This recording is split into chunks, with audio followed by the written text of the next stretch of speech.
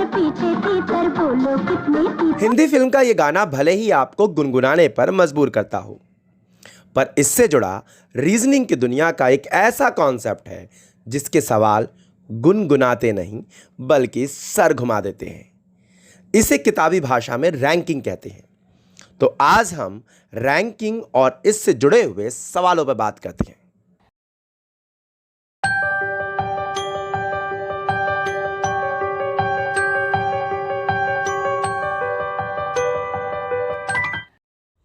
Competitive अथवा प्रतियोगी परीक्षाओं में इस कॉन्सेप्ट से मोटे तौर पर 4 तरह के सवाल पूछे जाते हैं।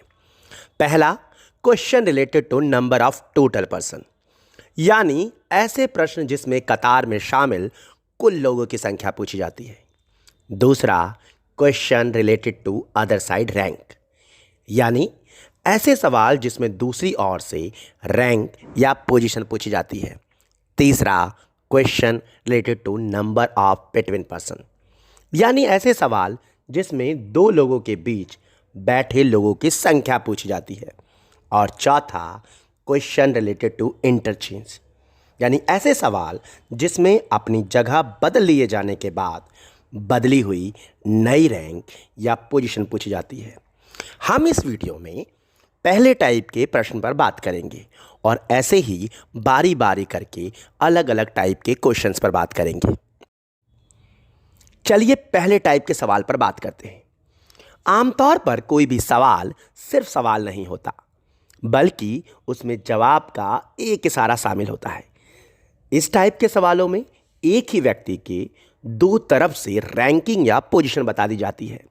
ये दो किनारे दाएं और बाएं या फिर ऊपरी और निचले सिरे हो सकते हैं, जिन्हें R1 और R2 कहा जा सकता है।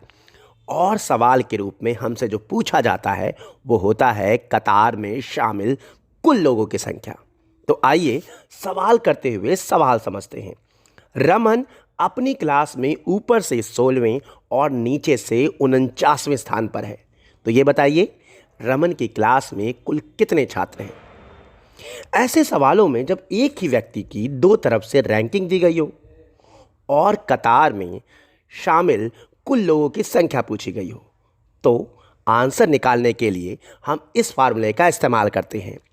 Number of total person equal to R1 plus R2 minus 1। यहाँ R1 और R2 का क्या मतलब है ये तो आपको मालूम ही है, यानी उस व्यक्ति के दोनों तरफ से बताई गई रैंकिंग को जोड़कर अगर उसमें से एक घटा दिया जाए तो कुल लोगों की संख्या पता की जा सकती है। तो चलिए इस फार्मूले का इस्तेमाल रमन की क्लास के कुल छात्रों की संख्या ज्ञात करने के लिए करते हैं।